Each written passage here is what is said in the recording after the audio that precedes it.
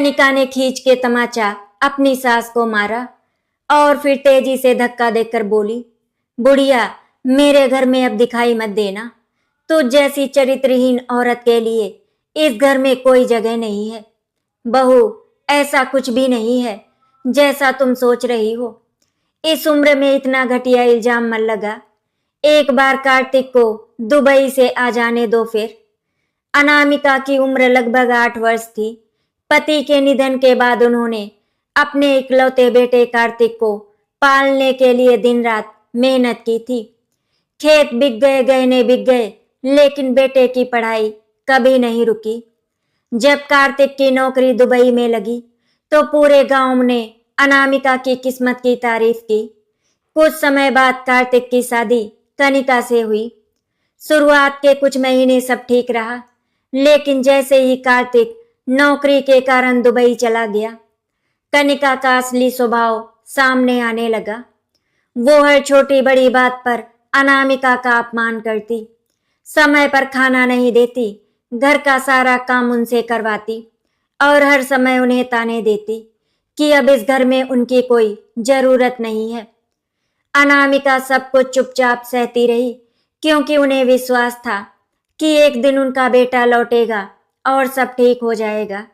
लेकिन उन्हें ये नहीं पता था कि उनके जीवन का सबसे बड़ा तूफान अभी बाकी था। गांव में अनामिका का एक पुराना मित्र नारायण रहता था। दोनों बचपन से एक दूसरे को जानते थे। अनामिका पूरे गांव के सामने नारायण को राखी बांधती थी और उसे अपना भाई मानती थी। पति के रहते हुए भी ये रिश्ता पूरे सम्मान के साथ निभाया गया था। नारायण की पत्नी का कई वर्ष पहले देहांत हो चुका था, इसीलिए वो अकेले रहते थे। कभी कभी जब अनामिका बीमार पड़ जाती तो नारायण दवा या राशन देकर चले जाते। गांव के सभी लोग इस भाई बहन जैसे रिश्ते को जानते थे, लेकिन कनिका ने कभी इस रिश्ते को समझने की कोशिश नहीं की। उसके मन में लालच और शक इतना भर चुका था कि उसे हर इंसान दुश्मन दिखाई देता था। वो सोचती थी कि अगर किसी तरह अनामिका को घर से बाहर निकाल दिया जाए तो पूरी संपत्ति पर केवल उसी का अधिकार हो जाएगा। एक दिन कार्तिक ने वीडियो कॉल पर बात करते समय कनिका ने बड़ी मासूमियत से झूठ बोलना शुरू किया। उसने कहा कि माँ अब पहले जैसी नहीं रही, उनका व्यवहार बदल गया है और वे अक्सर किसी नारायण से छिप छिप कर मिलती हैं। कार्तिक ने पहले तो इस बात पर विश्वास नहीं किया, लेकिन कनिका रोज रोज नई नई कहानियां बनाकर उसे सुनाती रही। कभी किसी पड़ोसी का नाम लेती तो कभी झूठे किस्से गढ़ती। धीरे धीरे कार्तिक के मन में भी संदेह का एक छोटा सा बीज पड़ गया। उधर अनामिका को इस षड्यंत्र की कोई भनक तक नहीं थी। वे तो हर दिन बेटे की सलामती के लिए भगवान से प्रार्थना करती थी और बहू के कटु व्यवहार को अपनी किस्मत समझकर सहती जा रही थी। एक दोपहर नारायण अनामिका के लिए दवा लेकर उनके घर आए। अनामिका को कई दिनों से तेज बुखार था। जैसे ही नारायण ने दवा का पैकेट उन्हें दिया, तभी कनिका ने मोबाइल से उनकी तस्वीरें खींच ली।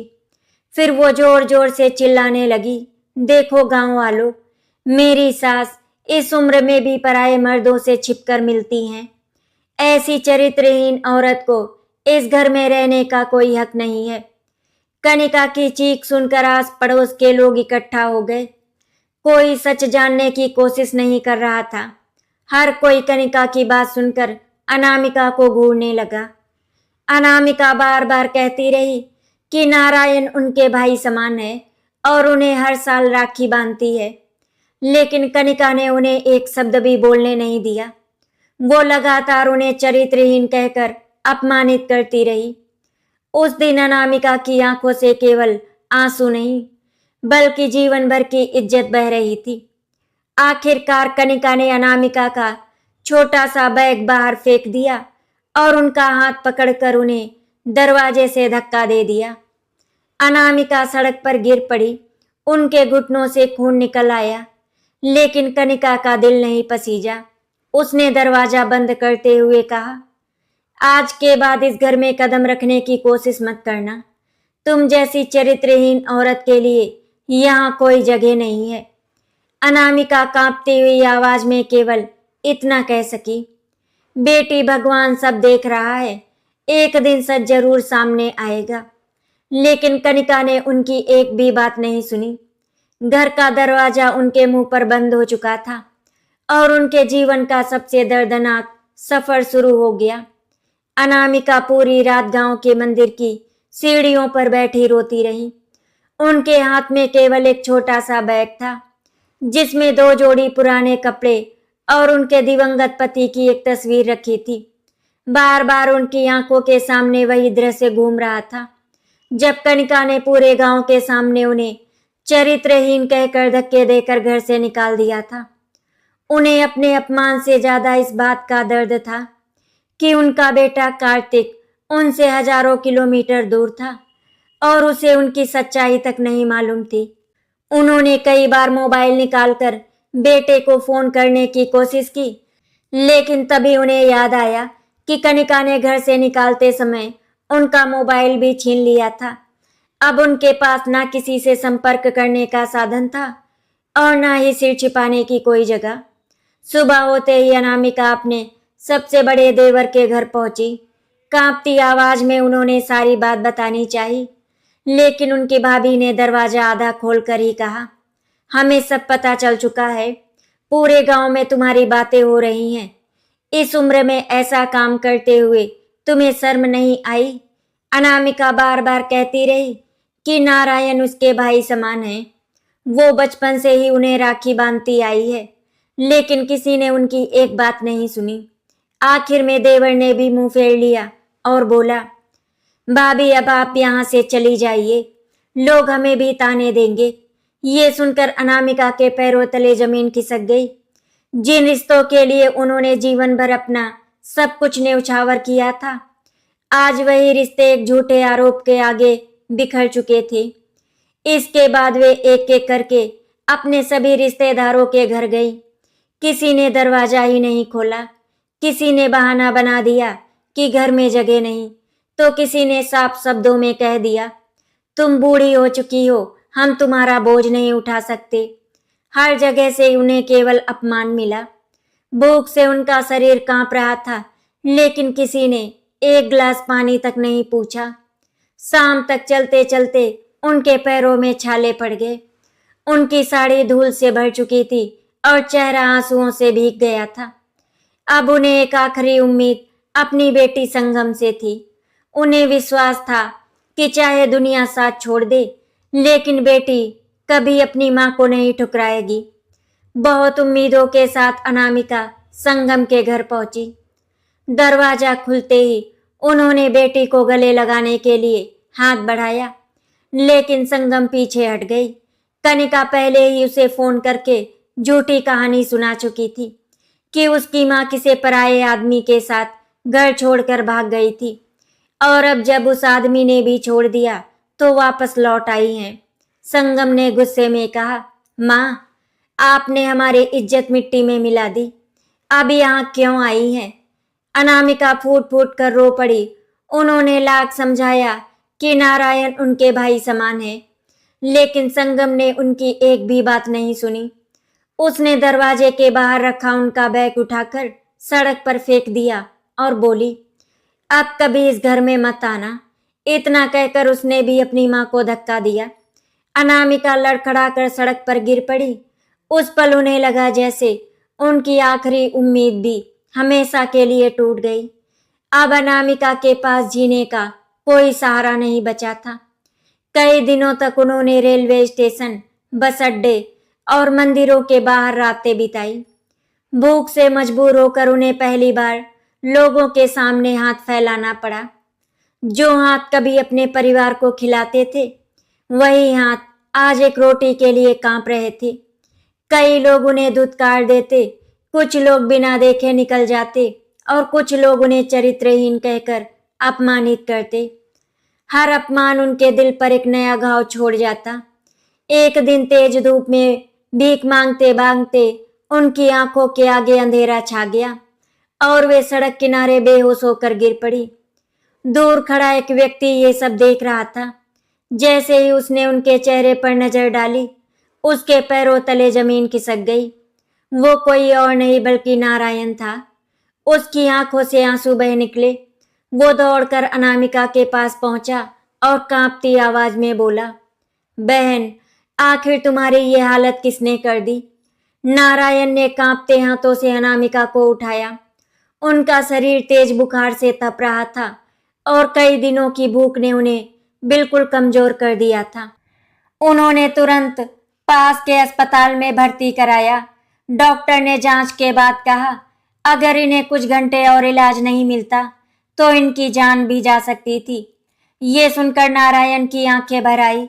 अस्पताल के बिस्तर पर लेटी अनामिका बार बार बेहोशी में केवल एक ही नाम ले रही थी, कार्तिक बेटा, मैंने कुछ गलत नहीं किया। नारायण ये सुनकर फूट फूट कर रो पड़े। उन्हें समझ नहीं आ रहा था कि एक माँ जिसने अपने बेटे के लिए पूरी जिंदगी कुर्बान कर दी, आज उसी बेटे की गलतफहमी के कारण इतनी बड़ी सजा क्यों भुगत रही है। कुछ दिनों के इलाज के बाद अनामिका की तबीयत धीरे धीरे ठीक होने लगी। अस्पताल से छुट्टी मिलने पर नारायण उन्हें अपने घर ले आए। उन्होंने साफ शब्दों में कहा, बहन, ये घर जितना मेरा है उतना ही तुम्हारा भी है। दुनिया चाहे कुछ भी कहे, मैं अपने इस भाई बहन के रिश्ते पर कभी दाग नहीं लगने दूंगा। ये सुनते ही अनामिका की आंखों से आंसू बह निकले। वर्षों बाद उन्हें किसी अपने का सहारा मिला था। नारायण उनकी हर जरूरत का ध्यान रखते, समय पर दवा देते, अपने हाथों से खाना बनाकर खिलाते और हर दिन उनका हौसला बढ़ाते। धीरे धीरे अनामिका के चेहरे पर फिर से जीवन की हल्की मुस्कान लौटने लगी, लेकिन दिल के घाव अभी भी गहरे थे।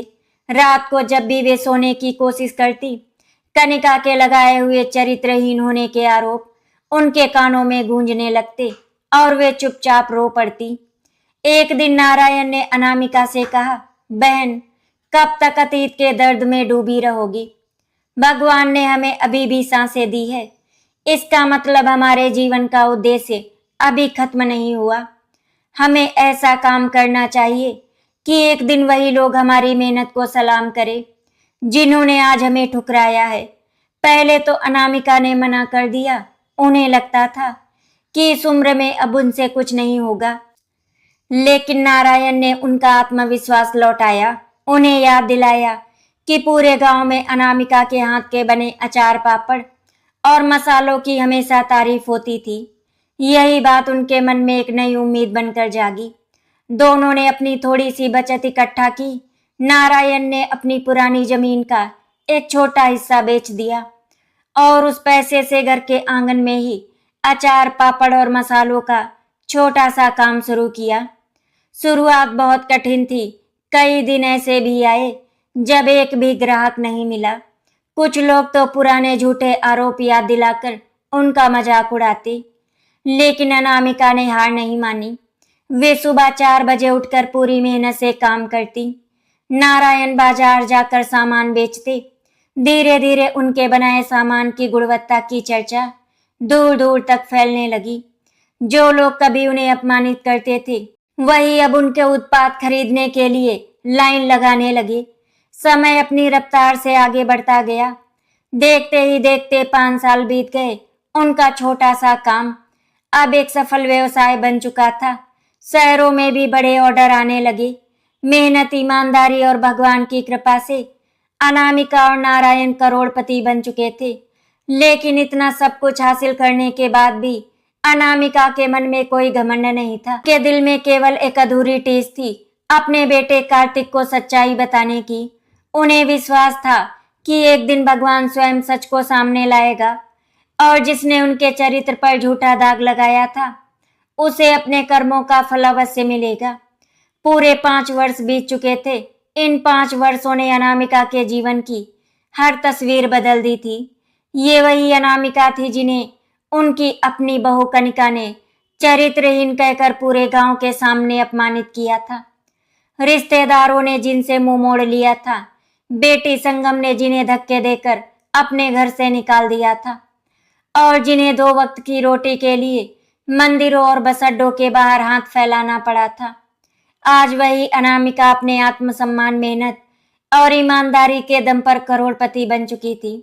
नारायण के साथ मिलकर शुरू किया गया छोटा सा अचार, पापड़ और मसालों का व्यवसाय अब एक बड़ी कंपनी का रूप ले चुका था। कई शहरों में उनके उत्पाद बिकने लगे थे। बड़े बड़े व्यापारी स्वयं उनके कार्यालय आकर सौदे करते थे। कर्मचारियों की लंबी टीम उनके साथ काम करती थी और हर कोई अनामिका को सम्मान से अनामिका जी कहकर बुलाता था। लेकिन इस सफलता के बावजूद उनके मन में कभी किसी से बदला लेने की भावना नहीं आई। रात को जब भी वो भगवान के सामने दीपक जलाती, केवल एक ही प्रार्थना करती, हे प्रभु, मेरे बेटे को सच का रास्ता दिखा देना। उसने मुझे नहीं बल्कि झूठ पर विश्वास किया था। मैं उसे खोना नहीं चाहती। नारायण ये सब चुपचाप सुनते रहते। उन्हें पता था कि एक माँ चाहे कितनी भी बड़ी चोट क्यों ना खा जाए, उसके दिल में बेटे के लिए प्रेम कभी कम नहीं होता। एक दिन उन्होंने धीरे से कहा, बहन, अब समय आ गया है कि सच अपने आप उन लोगों के दरवाजे तक पहुंचे जिन्होंने तुम्हें झूठा बदनाम किया था। अब तुम्हें किसी से बदला नहीं लेना, केवल सच्चाई के साथ अपने घर जाना है। बाकी फैसला भगवान करेगा। अनामिका ने कुछ क्षण आंखें बंद रखी, फिर उसने आंसू पोंछते हुए हामी भर दी। उन्होंने तय कर लिया कि अब वो अपने अतीत से भागेंगी नहीं, बल्कि उसका सामना करेंगी। अगले ही सप्ताह एक चमचमाती महंगी कार अनामिका के नए कार्यालय के सामने आकर रुकी। ड्राइवर ने सम्मान के साथ दरवाजा खोला। अनामिका ने हल्के रंग की सादी लेकिन बेहद गरिमामयी रेशमी साड़ी पहनी हुई थी। उनके चेहरे पर वही सादगी थी, लेकिन अब उसमें आत्मविश्वास और सम्मान की भी चमक जुड़ चुकी थी। उनके साथ दूसरी कार में नारायण बैठे थे। वर्षों पहले जिस व्यक्ति को लोगों ने उनके चरित्र पर दाग लगाने का कारण बनाया था, आज वही व्यक्ति उनके सम्मान का सबसे बड़ा सहारा बनकर साथ खड़ा था। दोनों कारों का काफिला धीरे धीरे उसी गांव की ओर बढ़ चला, जहां से एक दिन अनामिका को बेइज्जत करके निकाला गया था।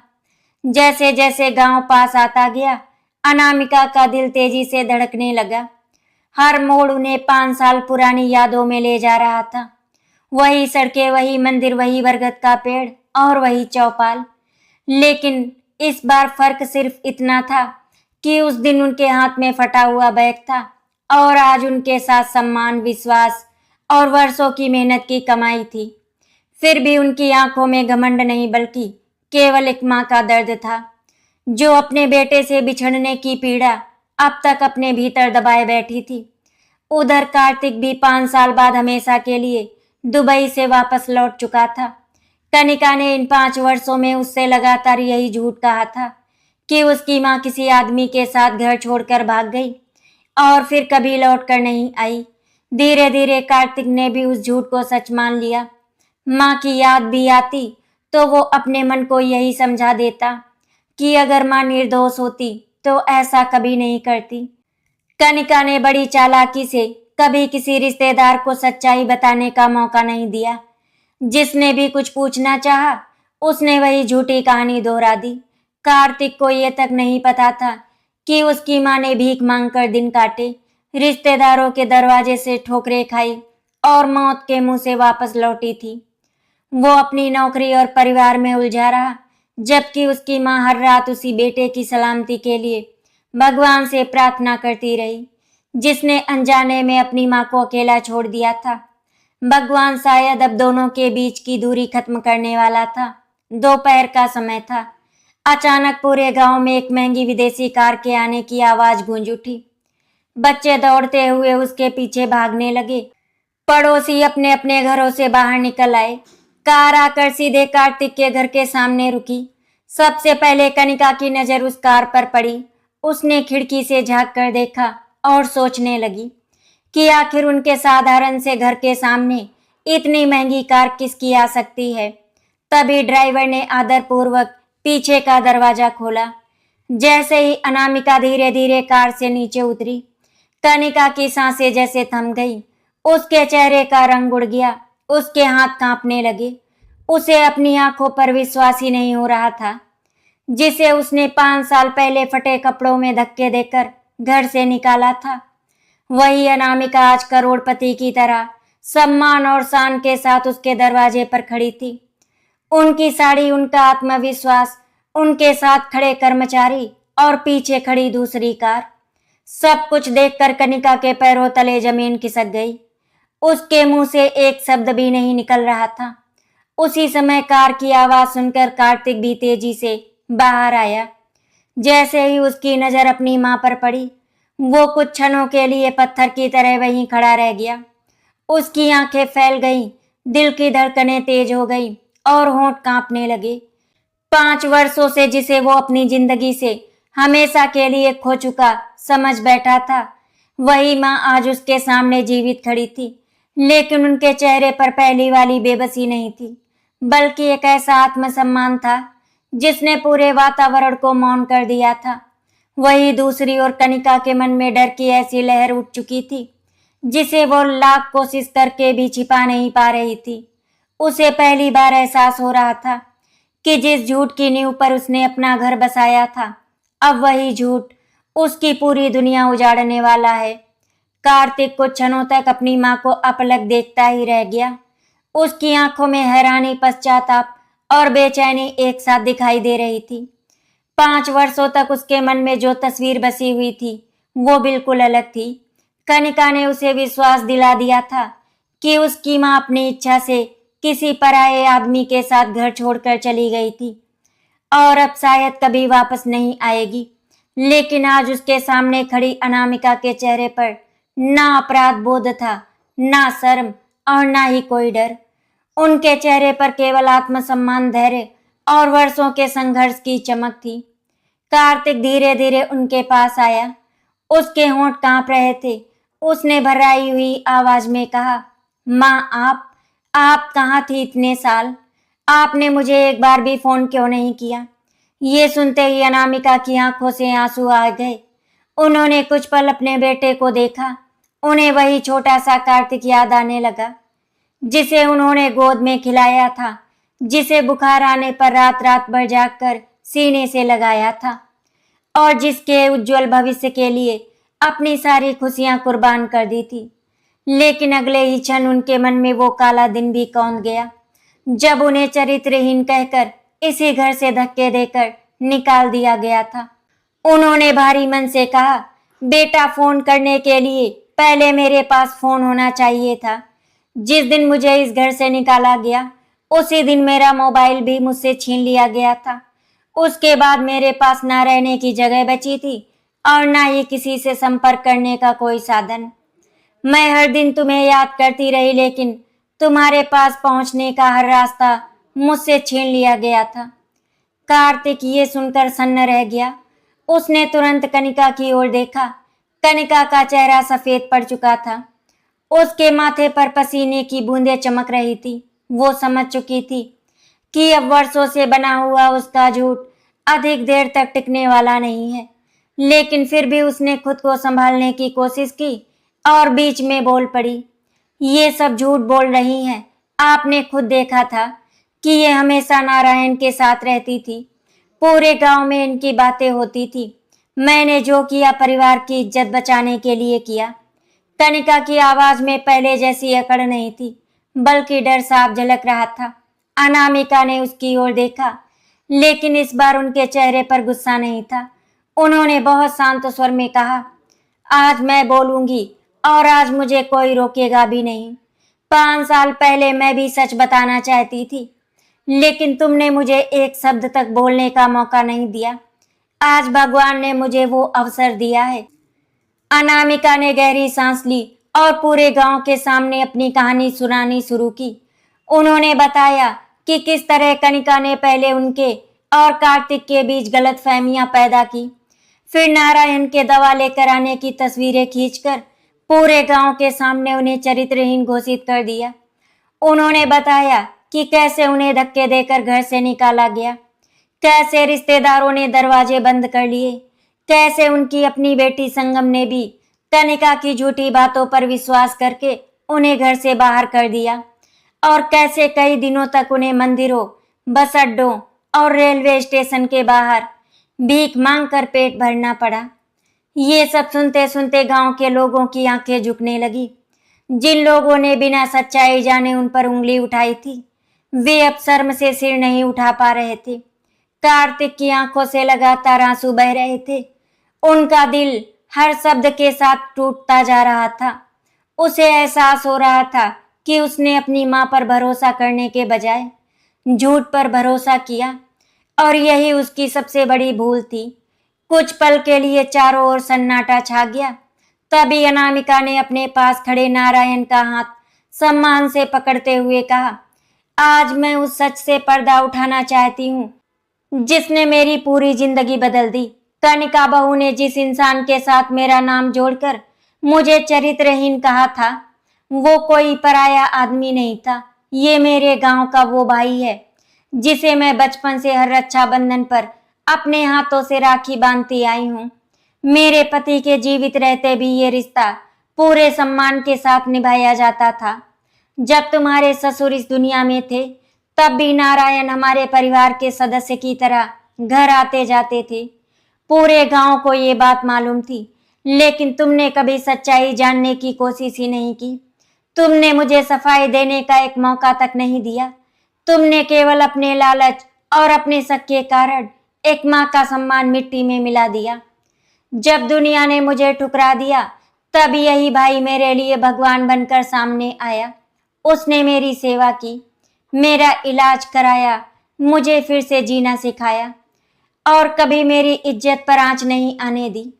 अगर उस दिन नारायण मुझे सड़क से उठाकर अपने घर न ले जाता, तो शायद आज मैं इस दुनिया में भी नहीं होती। अनामिका की बातें समाप्त होते ही ऐसा लगा जैसे समय थम गया हो। कार्तिक अपने आंसू रोक नहीं पाया। वो दौड़कर अपनी माँ के चरणों में गिर पड़ा और फूट फूट कर रोने लगा। कांपती हुई आवाज में वो बार बार केवल एक ही बात दोहरा रहा था, माँ मुझे माफ कर दो, मैंने आपकी जगह झूठ पर विश्वास किया। मैं आपका सबसे बड़ा अपराधी हूँ। आपने मुझे जन्म दिया, मुझे पढ़ाया लिखाया, मेरे लिए अपना सब कुछ बेच दिया और मैंने आपकी बात सुने बिना आपको अकेला छोड़ दिया। मुझे नहीं पता मैं इस अपराध का प्रायश्चित कैसे करूं। ये दृश्य देखकर वहां खड़े लगभग हर व्यक्ति की आंखें नम हो गई। दूसरी ओर कनिका का सिर शर्म से झुक चुका था। अब उनके पास अपने बचाव में कहने के लिए एक भी शब्द नहीं बचा था। उसे समझ आ चुका था कि 5 वर्ष पहले बोला गया एक झूठ आज उसके अपने जीवन का सबसे बड़ा तमाचा बनकर उसके सामने खड़ा है। कार्तिक अपनी मां अनामिका के चरणों में सिर रखकर बिलक बिलक कर रो रहा था। उसकी रुलाई रुकने का नाम नहीं ले रही थी। वो बार बार अपने आंसुओं से अपनी मां के पैरों को भिगोते हुए कह रहा था, मां मैंने बहुत बड़ा पाप कर दिया। मैंने उस औरत की बातों पर विश्वास कर लिया जिसने हर दिन मेरे सामने झूठ का जाल बुनकर मुझे आपसे दूर किया। मैंने एक बार भी ये नहीं सोचा कि जिस दिन माँ ने मेरे लिए अपनी सारी खुशियां, अपने गहने और अपनी जमीन, अपना पूरा जीवन कुर्बान कर दिया, वो कभी ऐसा काम कर ही नहीं सकती। अगर मैं उस समय एक बार भी आपसे बात कर लेता, अगर मैं एक बार भी आपकी आंखों में देखकर सच जानने की कोशिश कर लेता, तो शायद आपको इतने अपमान, इतनी भूख, इतने आंसू और इतनी तकलीफें नहीं सहनी पड़ती। माँ, मैं अपने आप को कभी माफ नहीं कर पाऊंगा। अनामिका की आंखों से भी आंसू लगातार बह रहे थे। उन्होंने अपने कांपते हाथों से बेटे के सिर पर हाथ रखा। उनके दिल में वर्षों का दर्द था, लेकिन उससे कहीं बड़ा था एक माँ का वात्सल्य। उन्होंने धीरे से कहा, बेटा, माँ अपने बच्चों से नाराज हो सकती है, लेकिन उससे नफरत कभी नहीं कर सकती। मुझे दुख इस बात का नहीं कि मैं घर से निकाली गई। मुझे दुख इस बात का था कि मेरा बेटा मेरी सच्चाई सुने बिना ही मुझसे दूर हो गया। आज भगवान ने मुझे मेरा बेटा वापस लौटा दिया। यही मेरे लिए सबसे बड़ी दौलत है। ये सब देखकर पूरे गांव में सन्नाटा छा गया। जिन लोगों ने 5 वर्ष पहले कनिका की एक झूठी बात पर विश्वास करके अनामिका को चरित्रहीन कहा था, आज वही लोग शर्म से सिर झुकाए खड़े थे। धीरे धीरे गांव के बुजुर्ग आगे आए। उन्होंने हाथ जोड़कर अनामिका से कहा, बहन, हमने बहुत बड़ा अन्याय किया। बिना सच जाने हमने तुम्हारे चरित्र पर सवाल उठाए। हमें माफ कर दो। अनामिका ने किसी से कोई शिकायत नहीं की। उन्होंने केवल इतना कहा, गलती केवल आपकी नहीं थी। जब समाज बिना सच्चाई जाने किसी महिला के चरित्र पर उंगली उठा देता है, तब सबसे पहले इंसानियत हार जाती है। किसी भी रिश्ते पर आरोप लगाने से पहले सच जान लेना चाहिए, क्योंकि झूठ के सहारे लिया गया फैसला कई जिंदगियां बर्बाद कर देता है। उनकी बात सुनकर वहां मौजूद हर व्यक्ति की आंखें नम हो गईं। कई महिलाओं ने आगे बढ़कर उन्हें गले लगा लिया। जिन लोगों ने कभी उन्हें अपने दरवाजे से लौटा दिया था, आज वही लोग उनके सामने सिर झुकाकर खड़े थे। अब सबकी निगाहें कनिका पर थी। उसका चेहरा पूरी तरह उतर चुका था। वो कांपते हुए कदमों से अनामिका के सामने आई और उनके पैरों में गिरकर रोने लगी। उसने कहा, माँ जी, मुझसे बहुत बड़ा अपराध हो गया। कि अच्छाई से नहीं, आपकी मौजूदगी से डर लगता था। मुझे लगता था कि अगर आप इस घर में रहेंगी तो कार्तिक हमेशा आपकी बात मानेगा और मुझे कभी पूरी आजादी नहीं मिलेगी। इसी लालच और अहंकार ने मुझे अंधा बना दिया। मैंने झूठ बोला, आपके चरित्र पर दाग लगाया, रिश्तेदारों के सामने आपको बदनाम किया, आपके बेटे को आपसे दूर कर दिया और आपकी बेटी संगम तक को आपके खिलाफ कर दिया। मुझे लगा था कि सच कभी सामने नहीं आएगा, लेकिन आज भगवान ने मुझे मेरे हर पाप का आईना दिखा दिया। अगर हो सके तो मुझे माफ कर दीजिए। उसकी आवाज इतनी भर आ चुकी थी कि वो ठीक से बोल भी नहीं पा रही थी। लेकिन इस बार फैसला केवल अनामिका का नहीं था, पूरे परिवार का था। कार्तिक ने अपनी आंखों के आंसू पोंछे और बहुत शांत लेकिन दृढ़ स्वर में कहा, कनिका, तुम्हारे एक झूठ ने मेरी माँ से उनका घर, उनका सम्मान, उनके अपने रिश्तेदार, उनकी बेटी और उनके जीवन के 5 अनमोल वर्ष छीन लिए। तुमने केवल मेरी माँ को नहीं, मुझे भी अपराधी बना दिया। मैं तुम्हें अपमानित नहीं करूंगा, क्योंकि मेरी माँ ने मुझे संस्कार दिए हैं, लेकिन आज से इस घर का हर फैसला मेरी माँ लेगी। जिस सम्मान से तुमने उन्हें वंचित किया था, वही सम्मान आज उन्हें वापस मिलेगा। और जहां तक तुम्हारी बात है, तुम्हें अपने किए का प्रायश्चित अपने व्यवहार से करना होगा, शब्दों से नहीं। यदि माँ तुम्हें इस घर में रहने की अनुमति देगी, तभी तुम इस घर में रहोगी। ये सुनकर कनिका रोती हुई अनामिका के पैरों में सिर रखे रही। कुछ देर तक अनामिका ने कोई उत्तर नहीं दिया। फिर उन्होंने उसे उठाते हुए कहा, सजा देना आसान है, लेकिन किसी को अपनी गलती सुधारने का अवसर देना उससे भी बड़ा धर्म है। मैं तुम्हें माफ करती हूँ, लेकिन ये माफी तुम्हारे अपराध को छोटा नहीं करती। आज से तुम इस घर में बहू बनकर नहीं, इंसानियत सीखने वाली बेटी बनकर रहोगी। जिस दिन तुम किसी दूसरे के सम्मान को अपने सम्मान जितना समझने लगोगी, उसी दिन समझना कि तुम्हारा प्रायश्चित पूरा हुआ। कुछ दिनों बाद संगम भी अपनी माँ से मिलने आई। उसे जब पूरी सच्चाई पता चली तो वो फूट फूट कर रो पड़ी। उसने अपनी माँ के पैरों में गिरकर कहा, माँ, मैंने आपकी बातें सुने बिना आपको धक्के देकर घर से निकाल दिया था। मैं उस दिन बेटी कहलाने के योग्य भी नहीं थी। अनामिका ने उसे गले से लगा लिया। वर्षों बाद माँ और बेटी का वो मिलन देखकर हर किसी की आंखें भर आई। नारायण थोड़ी दूर खड़े ये दृश्य देख रहे थे। अनामिका उनके पास गई और सबके सामने उनकी कलाई पर एक सुंदर राखी बांधी। उन्होंने कहा, आज मैं पूरे गांव के सामने फिर से ये रिश्ता निभा रही हूँ, ताकि भविष्य में कोई भी भाई बहन के पवित्र रिश्ते पर कभी संदेह करने की गलती ना करे। जिस भाई ने मेरे सबसे बुरे समय में मेरा साथ दिया, वो मेरे लिए हमेशा भगवान का भेजा हुआ सहारा रहेगा। पूरा गांव तालियों से गूंज उठा। उस दिन लोगों ने केवल एक माँ की जीत नहीं देखी, बल्कि सच्चाई, विश्वास और रिश्तों की पवित्रता भी देखी थी। अनामिका ने अपनी मेहनत से करोड़ों रुपए जरूर कमाए थे, लेकिन उनकी सबसे बड़ी कमाई उनका वापस मिला हुआ परिवार, बेटे का पश्चाताप, बेटी का गले लगना और समाज के सामने उनकी बेदाग इज्जत थी।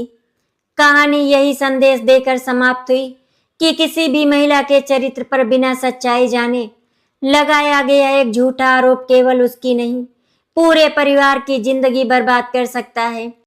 जबकि सच देर से सही, लेकिन एक दिन अवश्य सामने आता है।